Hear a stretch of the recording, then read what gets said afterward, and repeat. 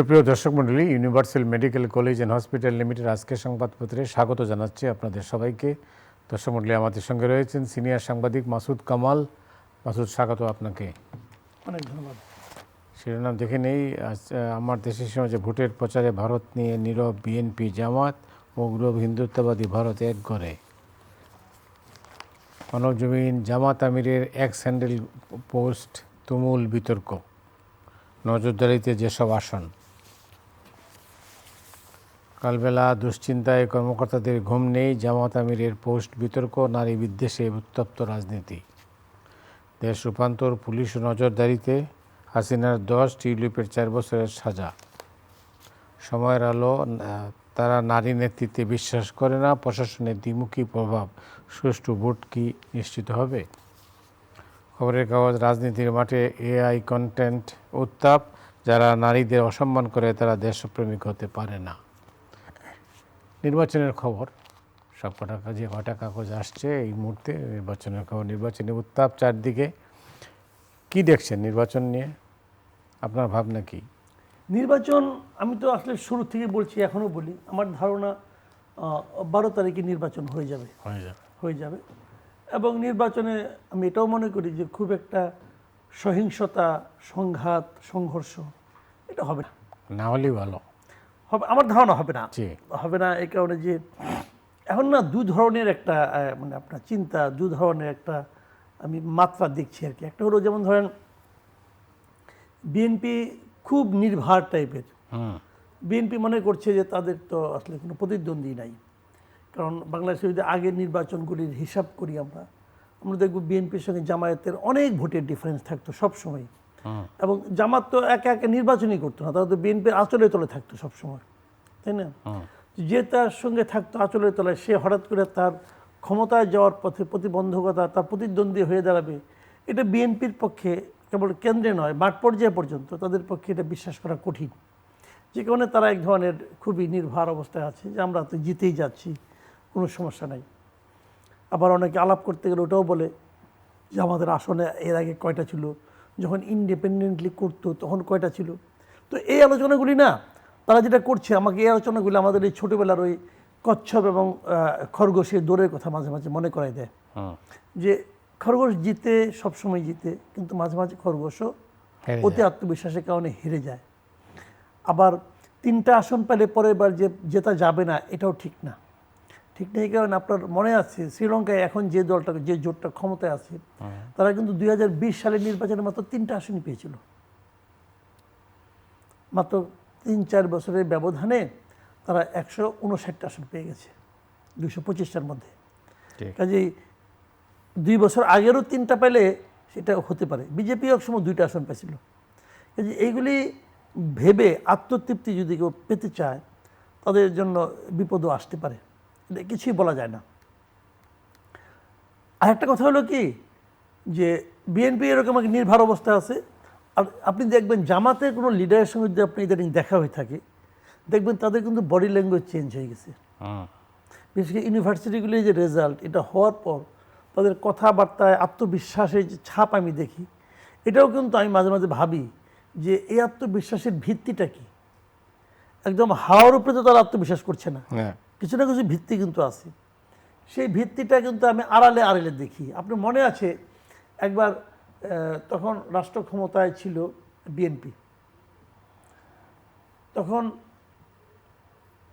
B চৌধুরীর যে আসনে মুন্সিগঞ্জে ওনার ছেড়ে দাঁড়িয়েছিল পরে কুলামার্কা নিয়ে, তখন একটা স্লোগান উঠছিল যে চুপচাপ কুলায় ছাপ। একটা খেলা আছে কিনা জানি না, এবং ওখানে কিন্তু কুলামার্কা জিতে গেছিল বিএনপির বিরুদ্ধে। বিএনপি তো রাষ্ট্র ক্ষমতায়, কিন্তু চুপচাপ অনেক ছাপ পড়ে। সেই চুপচাপের ঘটনা যে এবার ঘটবেই না, এটা আপনি বলতে পারেন না। কোনো কোনো জায়গায় হয়তো আপনি ভাবছেন যে আমি তো এমনি জিতে আসবো, ধানের শীষ আছে, আমাকে কে হারাবে। সব জায়গায় এটা হবে না। আমার কাছে বরং তারেক রহমানের কথাটাই পছন্দ হয়েছে যে উনি আগেই থেকে বলছিলেন এবারে নির্বাচন অতটা সহজ হবে না। আর এক্ষেত্রে আমি এটার একটা লজিকও খুঁজে পাই। আমি আপনাকে লজিকটা বলি, একটা হিসাব দিই আপনাকে। আমি একটা হিসাবে দেখা গেছে যে 12 কোটি ভোটারের মধ্যে মিনিমাম 12+, মিনিমাম 4.5 কোটি ভোটার এবার প্রথম ভোট দিচ্ছে। 4.5 মানে যারা তরুণ ভোটাররা, তরুণ ভোটার, তরুণ আছে যাদের বয়স 25-26, তারাও তো গত 3টা নির্বাচনে ভোট দিতে পারে নাই। তো এরকম প্রায় 4.5 কোটি সংখ্যা। তো আমি ধরলাম এর মধ্যে 50 লাখ আওয়ামী লীগের, তো 4 কোটি ভোটার আছে নতুন ভোটার।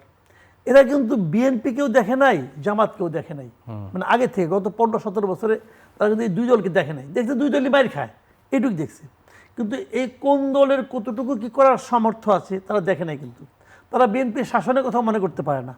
তাহলে তারা কি দেখছে? তারা দেখছে যে 2024-এর 5ই আগস্টের পরের থেকে যখন মার্কেটে আওয়ামী লীগ নাই, তখন বিএনপি এবং জামায়াতের আচরণ ও কর্মকাণ্ড দেখছে। এই দেখায় এই 4 কোটি ভোটার কিন্তু হয়তো প্রভাবিত হবে। এই দেখাটা কিন্তু বিএনপির জন্য খুব একটা স্বস্তিকর না। এখন আপনি অনেকে বলে এই সময় তো জামাত অভিনয় করছে, তো অভিনয় করে যদি ভোট পাওয়া যায় মন্দ কি? সেই অভিনয় আপনি করলেন না কেন? আপনাকে অভিনয় করতে না করছিল ভাই? ভোট পাওয়া দেওয়া কথা। এখন যে এই সমস্ত কথাবার্তা বলতেছে, আওয়ামী লীগের পক্ষ হয়ে বলতেছে আওয়ামী লীগের জন্য এটা করবো সেটা করবো, বিএনপি বলতেছে না, এটা কি অভিনয় না? এটা আর কেউ বুঝে না বুঝে, আওয়ামী লীগ তো বুঝে। আওয়ামী লীগ বুঝে না? আওয়ামী লীগ এটাকে অভিনয় মনে করতো না। যদি এমন হতো যে বিএনপি আওয়ামী লীগের বিরুদ্ধে যত মামলা করছে, সেই মামলা এক একটা 200-250 লোকের আসামি করা হয়েছে, তাদের কাছ থেকে টাকা নেওয়া হয়েছে, সব মামলাকে তারা প্রত্যাহার করে নেয়, দেখবেন এরা মনে করবে না এটা অভিনয় না, কিন্তু তারা তো করছে এগুলো মামলা। তো সেইগুলি ভাবতে গেলে আমার মনে হয় যে জিনিসটা আসলে অনেক কিছু হতে পারে। তলে তলে চুপচাপ কতটুকু পরিবর্তন হয়েছে মানুষের ভোটারদের মন মানসিকতা আমি বলতে পারবো না। একটা সময় ছিল না আমরা বলতাম যে বাংলাদেশে দল হলো 2টা ভোটের বাজারে। ভোটের বাজারে 2টা দল, একটা হলো আওয়ামী লীগ, একটা হলো এন্টি আওয়ামী লীগ বলতাম। কিন্তু এখন এই ইলেকশনে দল হলো 2টা, একটা হলো বিএনপি, একটা হলো এন্টি বিএনপি। যখন আওয়ামী লীগ আগে খারাপ করতো, যখন আওয়ামী লীগ মানুষকে বিরক্ত করতো, মানুষকে উত্ত্যক্ত করতো, তখন এন্টি আওয়ামী লীগ জিতে আসতো। এখন 24 অগাস্ট থেকে এই পর্যন্ত বিএনপি সাধারণ মানুষকে কতটুকু উত্ত্যক্ত করতে পেরেছে, কতটুকু বিরক্ত করতে পেরেছে, তার উপর নির্ভর করবে জামাতের ভোট প্রাপ্তি। যদি বিরক্তের মাত্রা বেশি হয়, জামাত অনেক ভালো করবে। কি দাঁড়ালো তাইলে? কি দাঁড়ালো জানি না, আমি মোটামুটি একটা বিভিন্ন সম্ভাবনার কথা বললাম, এটা আমার অবজারভেশন। না, এই নির্বাচনে অনেকেই বলছেন যে আওয়ামী লীগের ভোট হচ্ছে টার্নিং পয়েন্ট রেজাল্টের ক্ষেত্রে আর কি। আপনার কি মনে হয়? আমি এই কথাটা আগেও বলেছিলাম যে যে এই নির্বাচনে ব্যালট পেপারে নৌকা থাকবে না, মানে আওয়ামী লীগ থাকবে না, কিন্তু আওয়ামী লীগের যে ভোটার তারাই এই নির্বাচনটাকে নিয়ন্ত্রণ করবে। নির্বাচনটা কেমন হবে, রেজাল্ট কেমন হবে, সব কিছু আওয়ামী লীগ যদি সিদ্ধান্ত নেয় তারা নির্বাচনকে প্রতিহত করবে, তাহলে এই নির্বাচন হবে রক্তক্ষয়ী নির্বাচন। কিন্তু আমাদের সৌভাগ্য আওয়ামী লীগ এখনও ওই ধরনের কোনো কথা বলে নাই, এবং আমার ধারণা আর বলবেও না। আওয়ামী লীগ যদি দলীয়ভাবে সিদ্ধান্ত নেয় আমরা অমুক পার্টিকে ভোট দেবো, এমনকি আওয়ামী লীগ যদি কালকে বলে আমরা লাঙ্গলে ভোট দেবো, যদি এই কথা আওয়ামী লীগ সিদ্ধান্ত নেয়, তাহলে জামাত থার্ড হয়ে যাবে। এইগুলো কিন্তু কতগুলি বিষয় আছে কিন্তু। তো এখন আওয়ামী লীগ কী সিদ্ধান্ত নেবে এটা বলা বড় কঠিন, কারণ আওয়ামী লীগের অনেক ভোট। আর আওয়ামী লীগ মনে করে যে জিতুক আমার কি যায় আসে, আমি আমার মতো আমি যাবো না ভোট দিতে, অথবা আমি গেলে যা ইচ্ছে তাই দিয়ে আসবো, এটা যদি আওয়ামী লীগ বলে, তাহলে আমার ধারণা যে আওয়ামী লীগের যে ভোট তার 50% লোক আওয়ামী লীগের ভোটই দিতে যাবে না, আর বাকিরা যাবে যে তাদের ইচ্ছা মতো, যার যার পার্সোনাল রিলেশনের কারণে ওটার উপর নির্ভর করে যার যার মতো ভোট দেবে। এবং সেই ভোট আগে আমি ভাবতাম যে জামাত হয়তো বেশি পাবে, এখন আমার মনে হয় সেটা হবে না। এখন আমার মনে হয় যে জামাত এবং বিএনপি সমান সমানই পাবে, বরঞ্চ বিএনপি একটু বেশি পেতে পারে। এটা আমার ধারণা। আমার ধারণা কিন্তু ভুল হতে পারে, আমি আমার মতো করে ভাবি, এবং এটা একটা ব্যাখ্যা আছে, যদি চান আমি দিতে পারবো পরে। যাই হোক, আপনি যেটা বলছেন যে নির্বাচন যাতে রক্তক্ষয়ী না হয়, শান্তিপূর্ণ হয়, সেটাই তো আমাদের কাম্য, সে প্রত্যাশা। কিন্তু বাংলাদেশের যে নির্বাচন কমিশন, এই কমিশন কি এই নির্বাচন সুষ্ঠুভাবে কী করার জন্য এই নির্বাচন মানে যেভাবে মানে যদি নির্বাচনটাকে মানে সঠিকভাবে পরিচালিত করার জন্য যে কমিশন দরকার, সেটা কি এই কমিশনের দ্বারা সম্ভব? আমার তা মনে হয় না। কেন? আমার মনে হয় না। এই নির্বাচন কমিশন এরই মধ্যে তাদের অনেক দুর্বলতা প্রকাশ করেছে, অনেক দুর্বলতা, যেমন? এবং তাদের আমি দায়িত্ব জ্ঞানহীনতাও লক্ষ্য করি। আমি একটা এক্সাম্পল দিয়ে বলি আপনাকে। এই যে একটা হানা ভোট করতেছে, হার পক্ষে সরকার তো আজান দিয়ে নামছে, হাকে বিজয়ী করতে হবে। নাম ছিল, এখন তো আবার বলছে যে না। এখন তারা একটু চুপ আছে, আমি যেটা, কিন্তু আজান দিয়ে তো নাম ছিল। হ্যাঁ। নামার পর ইলেকশন কমিশন কি প্রথম দিনই বলতে পারতো না যে তোমাদের এটা করা ঠিক হচ্ছে না? পারতো তো, বলছে? না, বলে বলে নাই। কেন বলে নাই? কেন বলে নাই? কেন? তাহলে তারা কি আরপিও পড়ে নাই? আরপিও না পড়ে ইলেকশন কমিশনের যে কমিশনার হয়ে বসে গেছে, এতটা দায়িত্বহীন তো নিশ্চয়ই আমি আপনি ভাববো না। হ্যাঁ, আমি ধরে নিচ্ছি তারা পড়ছে, তারা বুঝছে, এবং এটা নিয়ে শুরুর থেকে আলোচনা হচ্ছে। আমিও তো বহু জায়গায় বলছি, প্রথম দিন থেকে বলছি যে এটা আপনারা পারেন না। বলেছি তো, আলী রিয়াজ সাহেব একা বলতেছে আমরা পারি। উনি পারে, উনি বিদেশ থেকে অনেক দেখে আসছে, অনেকে 47 দেশের উদাহরণ দেয়। কে কে কয় না কয়, যাক ওনার আলাপ বাদ দেন, ওনার জ্ঞান মাঝে মাঝে আমাকে বিভ্রান্ত করে, বিরক্ত করে। যাই হোক, উনি যখন এই লজিকগুলো দিচ্ছিলেন, তার বিপরীতে লজিকগুলি ওনারা বুঝে নাই, ওনার সঙ্গে সঙ্গে বলতে পারতো না এটা আপনারা পারেন না, বলে নাই, তাদেরকে বলতে দিছে। যে আইনে তারা পারে না বলে এখন ঘোষণা করতেছে, যে আরপিওর 86 নম্বর ধারা, সেই ধারায় বলা আছে যে এইটা তারা পারে না। 1 নম্বর, যদি এই আইনটাকে লঙ্ঘন করে, মানে যদি কেউ প্রচার করে, কোনো সরকারি কর্মকর্তা, সরকারি কর্মচারী, যে কোনো পর্যায়ে হোক না কেন, তার সাজা হলো কমপক্ষে 1 বছরের জেল, আর বেশির পক্ষে 5 বছরের জেল। আর তার সঙ্গে অর্থদণ্ড হতেও পারে, নাও হতে পারে, সেটা অন্য হিসাব। তাহলে 1 বছরের কম তো জেল হবে না। যতগুলি ডিসি আছে সবার তো মিনিমাম 1 বছরের জেল হওয়া উচিত। তারা সবাই যেটা অফিসিয়ালি করছে, অর্ডার দিয়ে করাইছে সবাইকে দেওয়া। নট অনলি দ্যাট, কীভাবে হার পক্ষে প্রচারণা চালাতে হবে এই জন্য তারা ওয়ার্কশপ করছে। ওয়ার্কশপে অংশগ্রহণকারীদের 1400 করে টাকা দিছে। টাকাটা কোথেকে আসছে? এটা কার বাপের টাকা? এই অপচয়ের দায় কে নিবে? এই যে বিশাল অপচয়, এই ব্যানারগুলি করতে টাকা লাগছে না? অবশ্যই লাগছে। এই টাকাটা কার টাকা আসছে? এটা এই টাকা, এই অপচয়, এটা তুমি একটা 1 নম্বর দণ্ডনীয় অপরাধ করেছে, অপরাধের মাধ্যমে অপচয় করেছে একজন জাতির, একজন নাগরিক হিসেবে আমি তো মনে করি এটা অন্যায়। এর বিরুদ্ধে মামলা হওয়া উচিত, মামলা হওয়া উচিত, এবং প্রত্যেকটা ডিসির জেলে যাওয়া উচিত। না বুঝে অন্যায় করলে অন্যায় না? আমি না বুঝে আপনি গুলি করে দিলাম, আমার শাস্তি হবে না? হ্যাঁ, কিন্তু সরকার যেহেতু বলছে, ডিসি সাহেবরা কি করবে? তাহলে সরকারের শাস্তি হবে। হ্যাঁ, তাই সরকার তো এখানে শাস্তি হবে সরকারের। শাস্তি তো, একটা অপরাধ ঘটছে, আপনি কাউকে শাস্তি দিবেন না, তাহলে তো অপরাধ হতেই থাকবে। আচ্ছা, এখন আমার তারপরে কথা, তাহলে এখন তাহলে ইলেকশন কমিশন কি করতে পারতো? ওইটা ইলেকশন কমিশন তখনই না থামেয়া একটা অন্যায় করছে, করছে তো। এখন ইলেকশন কমিশনে কি করণীয়? আমি তো দেখি ইলেকশন কমিশনে একটা মাত্র কাজ করণীয়। ইলেকশন কমিশন ইমিডিয়েট বলা উচিত যে এই গণভোট নিয়ে যেহেতু এত অন্যায় হয়ে গেছে, অতএব গণভোট স্থগিত।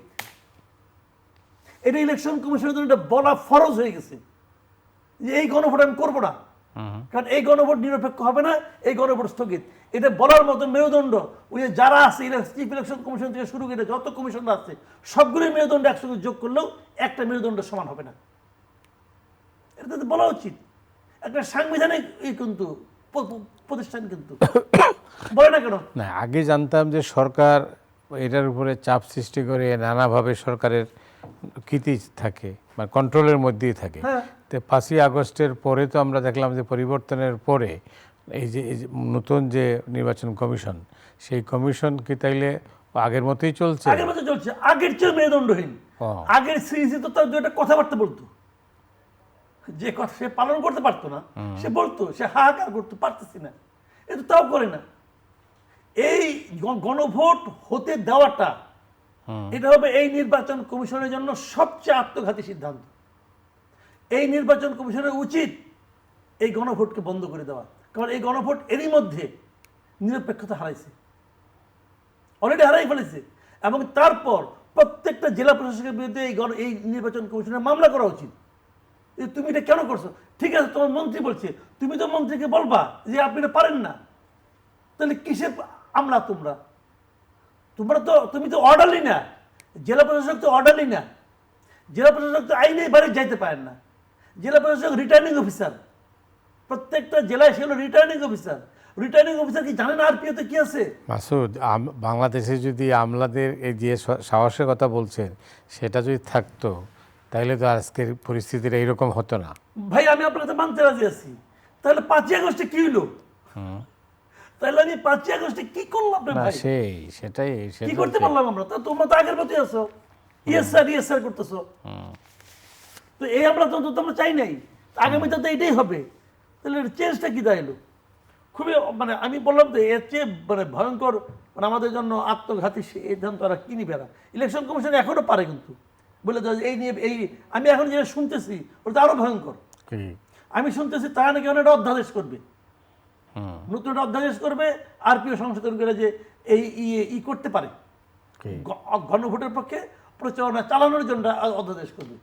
এটা শুনতেছি। সময় কই করলো আলীরা সব যদি চায় হইতেও পারে।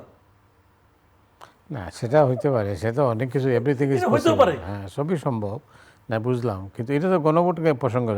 ভোটের যে চিত্র যেটা আপনি বলছেন শান্তিপূর্ণ হবে এই কিন্তু শান্তিপূর্ণ হবে কোনো রাজনৈতিক দল হয়তো বিরোধিতা করবে না, কিন্তু উইদিন দা যারা নির্বাচনের মধ্যে আছে তাদের অবস্থানটা কি? না নির্বাচনের মধ্যে যারা আছে শোনেন, কোথাও কোথাও যেখানে মনে করেন অনেক প্রতিদ্বন্দ্বিতা হবে, আবার মনে করেন অনেক প্রার্থী আছে তারা নিজেরা একটু মাস্তান টাইপের, তারা পরাজয়কে মানতে চায় না, এরকম তো অনেক প্রার্থী আছে না? আছে। এখন তারা যদি মনে করেন আপনার তার শক্তিমত্তা প্রকাশ করতে চায় তাহলে সেখানে তো একটা গন্ডগোল হবেই, সেখানে তো একটা সংঘাত সন্ত্রাস হতেই পারে। তবে আমি মনে করি সেটাও মানে আপনার কন্ট্রোলে রাখা সম্ভব যদি আর্মি একটু ভূমিকা নেয়। যেহেতু আর্মি সব জায়গায় থাকবে, আর্মি ভূমিকা নিলে সেটাকেও তারা কন্ট্রোল করতে পারবে যদি তারা চায় আর কি। আর যদি না চায় হইতে দেয় তাহলে তার কিছু বলার নাই। তার মানে এই নির্বাচন থেকে আপনি একটা ভালো কিছু আশা করছেন? এই নির্বাচনে যেটা হবে আমি বলি আপনি ভালো কিছু আশা মানে এই নির্বাচনে একটা গণতান্ত্রিক মানে প্রক্রিয়ার যাত্রা শুরু হবে। এটা তো ভালো। ভালো তো, আমি তো নির্বাচনটা খারাপ করি না, নির্বাচনটা ভালো। এবং আওয়ামী লীগও নির্বাচন চায় তো, আওয়ামী লীগ তো চায়। কারণ আওয়ামী লীগের কথা হলো কি যে বিএনপি আসুক বা জামাত ইসলাম আসুক, যেটি আসুক ওটা এই সরকার যে ভালো হবো, এটা আওয়ামী লীগ মনে করে বলে আমার ধারণা আর কি।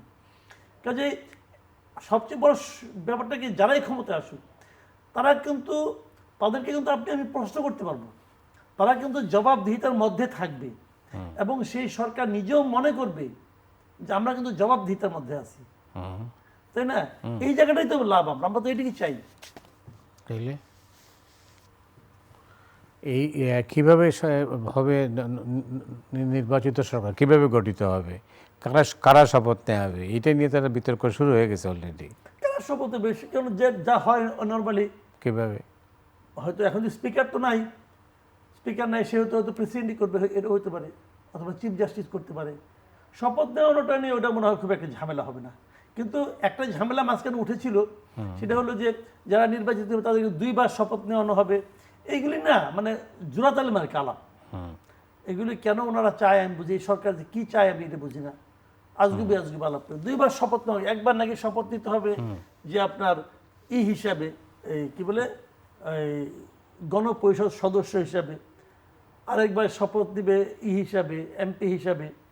তো এই বিষয়গুলো আমার কাছে মানে যে এক মুরগি 2 ভাইয়ের মতো মনে হয়। তো এটা কেন? আবার তারা যেটা করে দিচ্ছে জুলাই সনদ এটা হুবহু পাস করতে হবে, এটাই ব্যাগ কেন? যদি হুবহুই পাস করে তাহলে আবার গণপরিষদের কি দরকার? ওখানে কি আলোচনা হবে না যে কোনটা করা উচিত? যদি এটা আবার আলোচনা হয় তাহলে এটা নিয়ে এত বাড়াবাড়ি করে রাখি, তাহলে তো এটা সংসদের কাছে দিয়ে দিলেই হইতো। সংসদে তো এটাকে আপনার সংবিধান সংশোধনের জন্য যাইতে পারতো। যদি তুমি সংসদের উপর তোমার আস্থা না থাকে তাহলে গণপরিষদের উপর আস্থা কেমনে থাকবে? এগুলি তো অনেক যদি কিন্তু আসে না। তো এগুলি কি আমার কাছে সব মিলে মনে হয় জানেন খুবই ছেলে মানুষই কিছু কাজ হচ্ছে। এই জ্ঞান এই যে বললাম যে একটা দিন নিয়ে একবার গণপরিষদ সদস্য করো, তারা 180 দিনের মধ্যে এটাকে করবে, পাস করবে, তারপরে তারা আবার এমপি হবেন, এমপি হিসেবে দায়িত্ব পালন করবেন। তাহলে ওই সময় কি তাহলে প্রধানমন্ত্রী কে থাকবে? ওই সময় কি অন্তর্বর্তীকালীন সরকারই থাকবে না কে থাকবে? যিনি প্রধানমন্ত্রী থাকবেন ওনার কি ভূমিকা থাকবে? তো এইগুলো নানা বিষয়গুলি কিন্তু আমার কাছে মনে হয় যে এইগুলি খুব ভালো ফল আনবে না, ভালো ফল আনবে না আমার কাছে মনে হয়।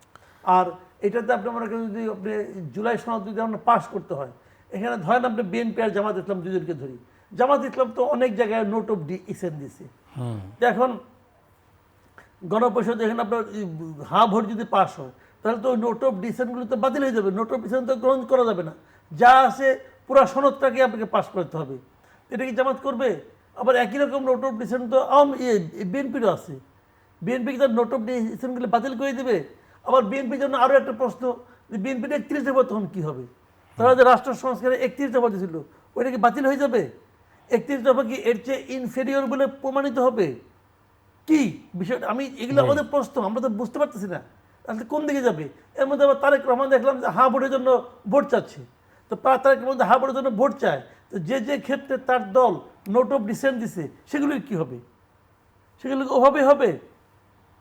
পিএসসি কি যে 7 জনের মানে যে 7 জনের কমিটি পিএসসি গঠন করবে, হ্যাঁ, সেই 7 জনের মধ্যে তো 4 জন হলো বিরোধী দলের আর 3 জন হলো সরকারি দলের। তো 3 জন মানে সংখ্যা লঘিষ্ঠ হিসেবে তাদেরকে পিএসসি গঠন করতে যাবে। দুদক যখন গঠন করবে, দুদকের 7 জন, যে 7 জন মিলে দুদক গঠন করবে, সেই 7 জনের মধ্যে 5 জন হলো বেসরকারি দলের, 2 জন হলো মাত্র সরকারি দলের। তো এইটা কি তারা মানবে? তো এগুলি আমার কাছে কিন্তু আমার কাছে কনফিউজিং মনে হচ্ছে যে আসলে ওই যে একটা কথা আছে না, সোনার পাথর বাটি, এখন এইটা এরকম একটা তার স্ত্রীরা তারা অগ্রসর হচ্ছে। আমি জানি না কি হবে। যাই হোক, ভূ রাজনীতিতে বাংলাদেশের নির্বাচনের প্রভাব কতটুকু? দেখেন এটা কিছুটা পড়বে, কিছুটা পড়বে। কারণ কি আগে যেটা ছিল, আমি মনে করি না আগে যেটা শেখ হাসিনা আমরা যেটা ছিল সেটা কিন্তু খুব নিরপেক্ষ অবস্থানে আমরা ছিলাম না। যেমন ভারতের সঙ্গে পাকিস্তানের একটা দীর্ঘমেয়াদী একটা বিরোধ ছিল, এখনো আছে বিরোধটা। তো সেই বিরোধে আমাদের অবস্থান ছিল কিন্তু ভারতের পক্ষে শেখ হাসিনার আমলে। আবার এখন দেখতেছি আমাদের অবস্থান হয়ে যাচ্ছে পাকিস্তানের পক্ষে কিছুটা অলরেডি। তো পরে কোন দল আসলে কী হবে আমি জানি না। তো আমি তো মনে করি আমাদের অবস্থান ভারতের পক্ষে থাকা উচিত না পাকিস্তানের পক্ষে থাকা উচিত না, আমাদের তাই করা উচিত যা নাকি আমাদের জন্য ভালো। তো আমরা তো সবসময় অন্যের লেজুর হয়ে থাকতে পছন্দ করতেছি। এখন আমি যদি লেজুর হতে পছন্দ করি, তাহলে নানা জনই আমাকে লেজুর বানাতে চাইবে। সেই প্রক্রিয়া কিন্তু চলছে। চীন, আমেরিকা, ভারত, পাকিস্তান সবাই তার তার মতো করে কিন্তু আমাদেরকে তাদের লেজুর বানাতে চাচ্ছে। নানা ধরনের ইমোশনাল কথাবার্তা বলা বলি হচ্ছে। এর মধ্যে দেখি যে আস্তে আস্তে করে টার্কিও আসে, তারাও জানি কি কি বলে। তো এগুলো তো দেখতেছি। এখন কোনটা যে হবে কি হবে সামনে জানি না, তবে ইন্টারেস্ট অনেকেরই আছে। মাঝখানে শুনলাম কেজিবিও নাকি আমাদের দেশে মোটামুটি এখন নড়াচড়া করতেছে, এইগুলো শুনি। তো আমাদের এটা যে বিভিন্ন দেশের জন্য এতটা একটা মানে গুরুত্বপূর্ণ জায়গা, এটা ভেবে আবার একটু ভালোও লাগে যে আমাদের নিয়ে সবাই তো চিন্তা ভাবনা করে, সবাই আমাদের নিয়ে মারামারি শুরু না করলেই হয়। তো আমি মনে করি যদি আত্মবিশ্বাসটাকে যদি শক্ত সরকার হয়, তাহলে তারা পারে যে আমি কারোর দিকেই যাব না, আমি আমার মতো থাকবো। এটা যদি বলতে পারে তাহলে ভালো, আর না হলে কি করা। যাক, এখন নির্বাচিত সরকার যেভাবেই নির্বাচিত হোক, সেই সরকারকে আমি ওয়েলকাম জানাতে চাই। সেই অনেক অনেক ধন্যবাদ মাসুদ। দর্শকমণ্ডলী, শেষ করার আগে আগামীকাল একদিনের ছুটি আছে আমাদের, পবিত্র শবে বরাত উপলক্ষে আগামীকাল কোনো সংবাদপত্র বের হবে না, তাই আমাদের অনুষ্ঠানটা ছুটি থাকবে। যথারীতি আবার বুধবারে আপনাদের সঙ্গে দেখা হবে। সে পর্যন্ত ভালো থাকুন, সুস্থ থাকুন, শুভরাত্রি।